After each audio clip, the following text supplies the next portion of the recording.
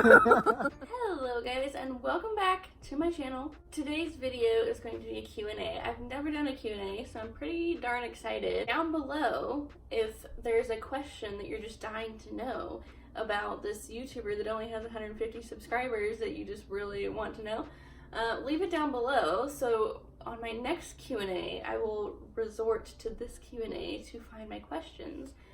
But I went on Facebook and asked my questions. I hope this video allows you to get to know me better. And if you like what you see, subscribe. And let's get on with this, shall we? So someone asked me what the story is behind my son's name. So my son's name is Simeon, and his middle name is hyphenated. It's Jack Reese. And then, of course, our last name is Wancha.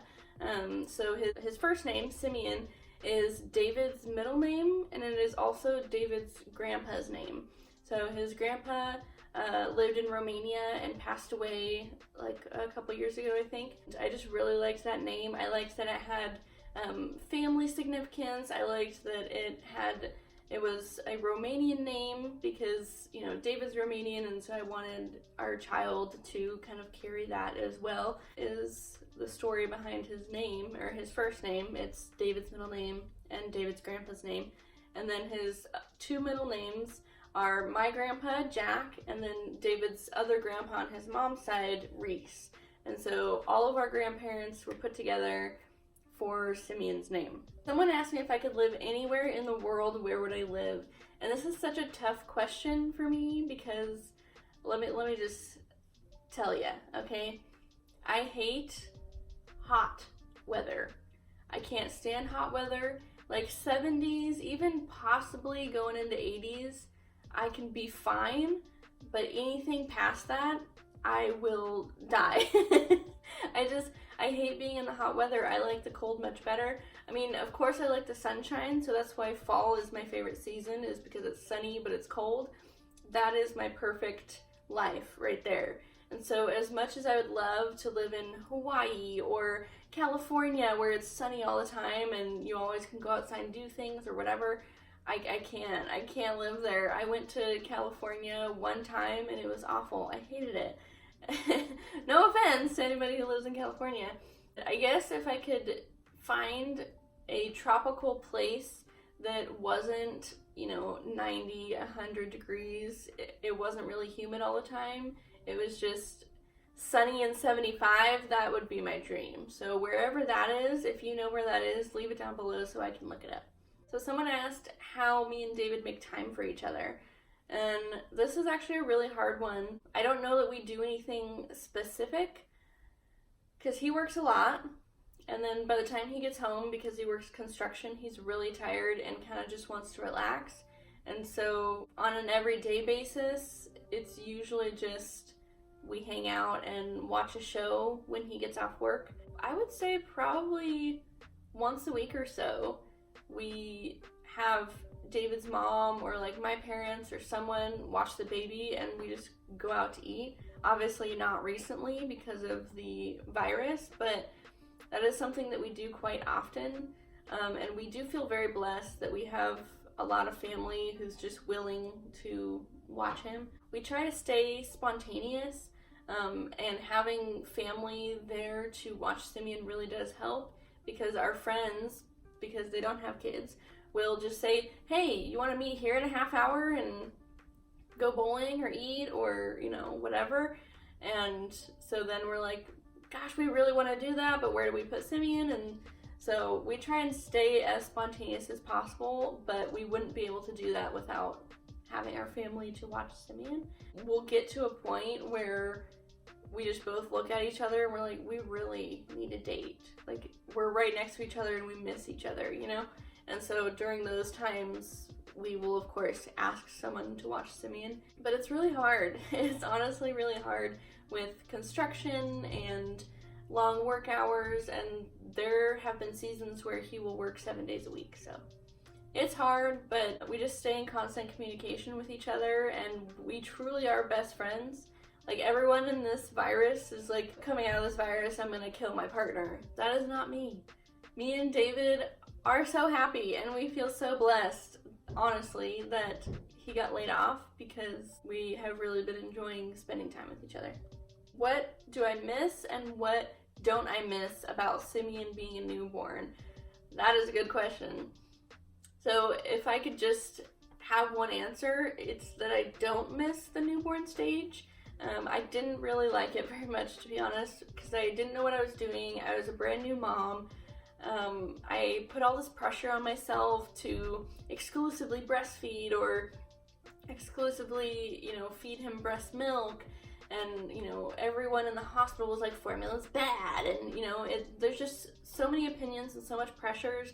And I felt like I succumbed to a lot of those pressures. And Simeon was not like a normal newborn. He did not sleep very often, honestly. He sleeps more now, I feel like, than he did as a newborn. And so I wasn't getting very much sleep. He was very picky about sleep. This wasn't a typical newborn that just eats, sleeps, and poops, He didn't do that. He was very active. He wanted to be awake all the time. And so that was a bit rough. If I had my choice, I would have my babies just come out at 3 months old. That is what I'd prefer. The thing that I do miss, I guess, is just how little and adorable they are. They're just so precious, and now he's still precious and adorable, but it's in a more spazzy little kid way instead of a tiny little angel way. And so I guess that's what I miss, is just tiny. And I miss carrying him in a wrap or whatever and just carrying him with me everywhere. Ah, so cute. David's mom actually gave me a huge list of questions, which I'm very grateful for because they're good questions. But she asked me how my life changed from being single to being married, and then from being married to becoming parents. I like to be real on my channel, so I will just be real. In my life, I had never been single for very long. I always ended up, finding someone that I was interested in and dating them. I don't have very much oh, these were the things that I did when I was single and now I do different things or whatever. It's just basically, my life was better. I know who I am, and I'm a very strong-willed person, and so it's not that I changed or that my life sucked when I didn't have David, but he just improves my life so much. He makes my life much better. It's literally having a sleepover with my best friend every single night. It's like having someone there who you know is going to be there, who is your person. It's just, it's wonderful.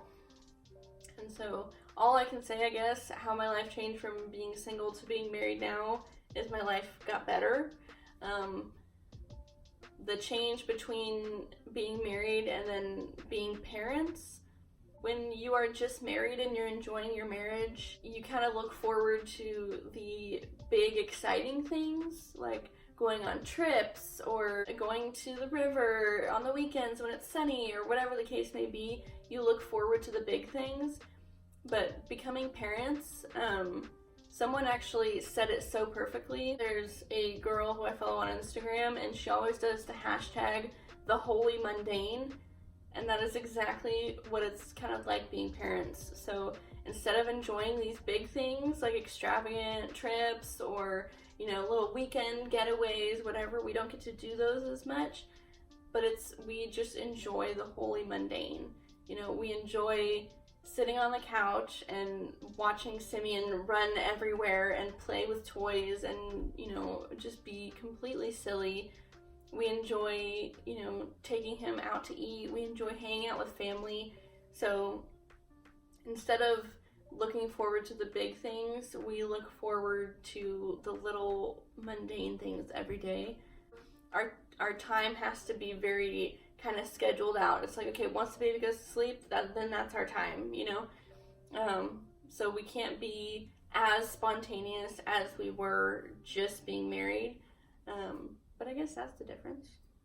She also asked how we deal with unemployment. If you don't know about construction, there are many seasons of making a lot of money, and then there are seasons of unemployment where, okay, this job is over, you're laid off until the next job, and it could be weeks from that time, it could be months from that time.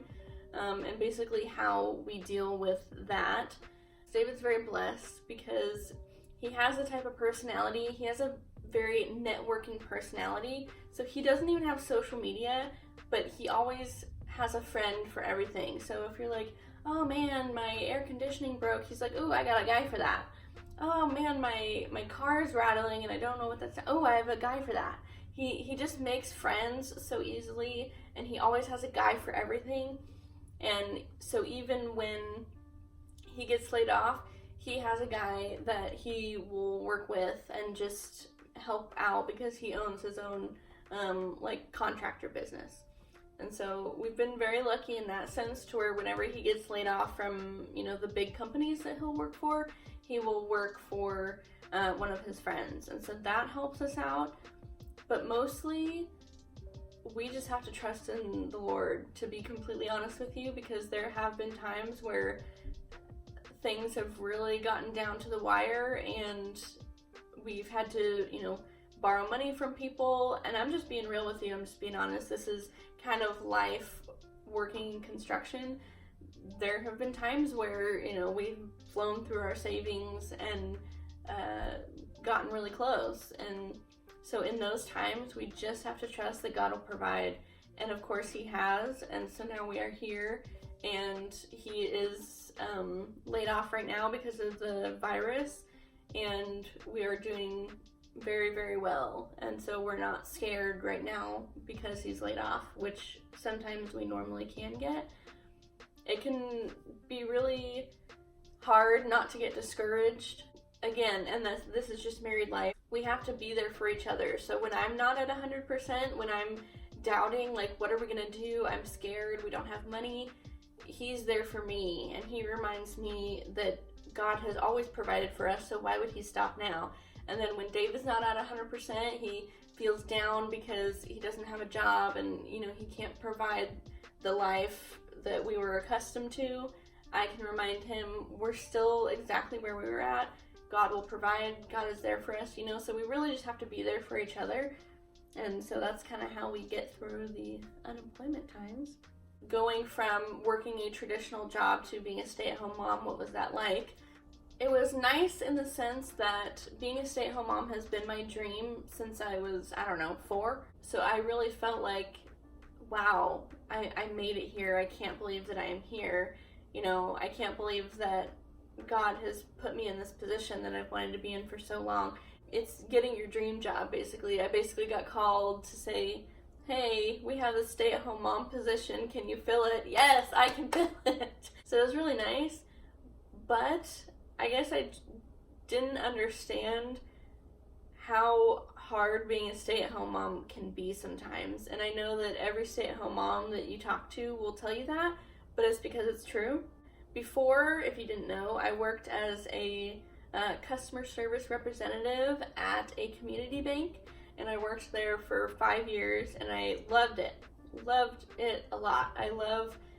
Even though I have anxiety, I love talking to people, I love helping people, I loved the people that I worked with for the most part. You don't realize how easy it is having a 9-to-5 job when you then transition to becoming a stay-at-home mom. And I only say that because even though at a 9-to-5 you're like, gosh, 8 hours or 10-hour days, like it's so long, but you get a lunch, you get breaks, and then when you get home, for the most part, if you work kind of a more traditional job, you don't have to bring your work home with you. You get to go out with friends, hang out and watch TV, clean if you want to, do your own thing, whatever. Well, being a mom is 24/7. I don't get a break. I don't get an hour lunch. My lunch I get to eat in little spurts because I'm getting Simeon his lunch, or he needs something, or I have to chase after him because he got a hold of something. And if he wakes up in the middle of the night, I have to go get him. I have to comfort him. I have to get him back to sleep. So imagine if your boss was your roommate and every time they woke up in the middle of the night, you had to be there to console them. That is basically what being a stay-at-home mom is. It's like a 9-to-5, except it's more like a 9 to 8 p.m. and then you're on call from 8 p.m. until 9 a.m. So that's what it's like. Anyways, It's much harder than having my traditional job that I had, but it is so much more rewarding and I enjoy it a lot more. So I guess that's the difference. She also asked how I cope with grief. So if you were not aware, which I can link that video down below if you're interested, if you're going through something similar, but I did lose my mom to suicide in August of 2019, and that was, and still is, the hardest thing that I've ever been through. How I cope with grief. Well, to be honest, I never know if what I'm doing is the correct way to cope with grief, and I'm just being completely honest with you. A lot of times, I just have to like spend time with God, and that seems like a very churchy answer that nobody wants to hear. And if you have a different way that you cope with grief, then, you know, by all means do that. But for me personally, I found myself during that time, I just had to cry out to God. When you've lost everything, you almost feel like you have to cry out to God. Like, I need help, I need you. And, you know, I had David here, I have my friends and my family, of course, but I just felt like I needed more. Like, they couldn't provide me with the comfort and, you know, the stability, I guess, that I needed, and only God could do that. So for the most part, when I am feeling just absolutely helpless, God time. Like, I pull out my Bible, I pull out a devotional, I write in a journal, I do a lot of journaling, I listen to worship music. There's a lot of times, and I felt like in especially this season of my life, where I don't listen to other music. And I love all types of music, but lately in this season, I have felt like I just need constant encouragement, and so that comes from worship music for me. Besides those things, I try not to push it out of my mind, you know? I don't want to forget about my mom. I don't want to just forget that it happened. And I want to talk about her and, you know, teach Simeon about her like she's still here. Because a huge part of who I am is from my mom. And so she's still alive. She's still here. She's inside me. That brings me comfort. I put pictures of her up in my house. And David does a really good job at just letting me talk about her, and he misses her too. David was one of my mom's most favorite people in the whole wide world, and so he misses her quite often. And so it's nice to have him there because he misses her too, and he was really close to her too. And so there's a lot of times where we'll just sit and he'll say, "Gosh, I just really miss your mom right now." And it's nice to have someone who understands, and we can just talk about it, and we can cry about it, and it just makes me feel better. The pain never really goes away, but obviously there is acceptance, and then there's just allowing yourself to feel how you feel, allowing yourself to grieve and go through things, but know that loved one that passed away wouldn't want you to sit and be sad all the time. They wouldn't want you to sulk all the time.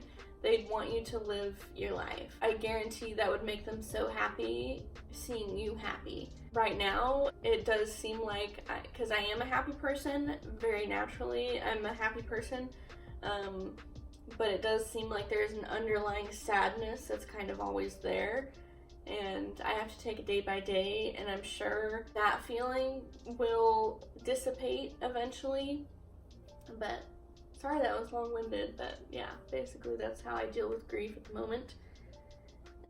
Someone asked, how do David and I handle disagreements? So I wish I could do a whole video on this, and I may in the future. All the people that tell you do not go to bed angry, they're liars. I'm just kidding. I'm the type of person that I say something shocking and then I follow it up with an explanation and then it makes more sense. There have been times, and I can't even give you really an example of what me and David would disagree on, because for the most part we are best friends, and so we don't disagree on much. And so when the argument's over, a lot of times I can't even remember what it was about. But I know that there have been times where we have disagreed on something, and it's always at nighttime. I don't know what it is about nighttime that just makes you want to disagree on something, but we've disagreed. And we had one time where we sat there and talked it out. It took us 4 hours to discuss this thing and get on the same page. And by the end of it, we realized we were on the same page. We were just agreeing with each other in different ways. So it took us 4 hours to realize that, and we were exhausted, and we had to go to work the next day, and we were miserable. Then there have been times where we have disagreed at night or during the day, whenever. We have gone to bed frustrated, we still kiss each other goodnight. We still, cuddle with each other in bed, whatever. Even though we're kind of upset and we're kind of heated. We go to bed knowing that we love each other and knowing that we're gonna get through this, but right now it's just not the time. So that is what I'm saying by it's okay to go to bed angry. I would edit that and say it's okay to go to bed knowing that you love each other and knowing that you guys are gonna get through this, but knowing that if you guys talked about it right now, it's not gonna go anywhere. It's not gonna go well. It's gonna take you forever. And a lot of times you do just need to sleep on it, and you do just need time to really think about what your side is, what their side is, put yourself in their shoes. Sometimes that takes time. So if you're forcing communication right now, sometimes it's gonna get you nowhere. You're gonna talk in circles and it's gonna be exhausting. And so you might as well realize that it's you and your partner against this problem. It's not you against your partner, it's you guys against the problem. And so put that problem on the shelf. Obviously don't forget about it, and then you might become resentful of each other, but put it on the shelf for 20 minutes, an hour, overnight, and that way you both can strategize separately and realize how you guys can tackle that problem. So a lot of times that's what David and I will do. We see this disagreement that we're having, put it on the shelf, we both pray about it separately or think about it separately, and then we come back to it whenever we feel like we're not as heated, or we can have a discussion and actually have it be productive. So that's how we do that. One of my friends asked me to talk about LGBTQIA issues. I have big plans for videos that I want to do. Sorry about that, my mother-in-law called me. That is the joys of doing YouTube on your phone. Anyways, I think I was talking about like LGBTQ issues, and I want to do several videos on like my thoughts and kind of stuff like that. One of my biggest passions in my life is to change the Christian community that I have been a part of my whole life, and change the way that they think about the LGBTQ community, how they treat them, just accepting them into our community. Not only the Christian people about LGBTQ, but also the LGBTQ about Christians, because I want them to know that not all Christians are the same. Not all Christians are judgmental and awful like some people have experienced. My mom was a lesbian, and I have kind of a whole journey in my life of how I found out about that, how I felt about that, when did my mind change, and stuff like that. I actually went to Gay Pride a couple years ago, and I was in the parade. I wasn't watching it, I was in it. Basically, what I can say in this video is one of my biggest passions is kind of changing the mindset of people and just trying to spread love, like have people love each other. So I have found, being in church, that a lot of Christians think that they're loving everyone, but the things that they say and their actions say otherwise. Just to give a small example, like if you think that being gay is a sin, that is your thing. It's your opinion, you go Glen Coco. If you think being gay is a sin but you still want to love people who are gay, telling them that what they're doing is a sin, that who they love and their lifestyle is a sin, but you love them anyway, is not a statement of love. It does not tell them, oh wow, they really do love me. If someone came up to you and said, you overeat and that's a sin, but I love you anyway. Does that sound loving? Does that sound nice? if someone came up to you and said, you know, you use alcohol as a coping mechanism, you're an alcoholic, and that's a sin, but I love you anyway. Does that sound loving? Does that sound caring? Is that someone that you want to talk with about, you know, Jesus or their religion or whatever? No. If someone came up to me and said, you know, you care too much about your looks and that's vanity and that's a sin, but I love you anyway, I'd be like, excuse me? No. So, do you see what I'm saying? There's a lot of statements, there's a lot of actions, and there's a lot of just connotation and words that are exchanged, and that maybe Christians think they're doing the right thing. They think they're being loving because that's how they were taught. And I want to change all of that. I want to basically educate both sides on how to coexist together. And I'm not necessarily out to change people's opinions on, you know, what's a sin and what's not. I'm not really into that because I know that people have their opinions and they're entitled to them.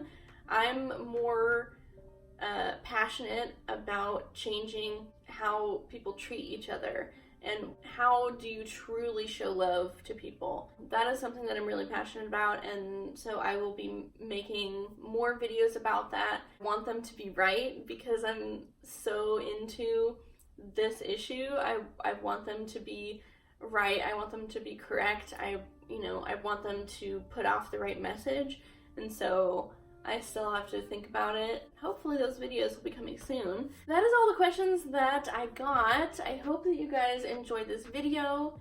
I hope that it allowed you to get to know me a little bit better if you didn't know me before. So if you have other questions that you want me to answer in a future Q&A, then leave those down below. And I have tons more videos on my channel. I have over 100 videos on my channel that you can binge watch right now. And so subscribe if you like what you see, like this video, and I will see you guys in my next one.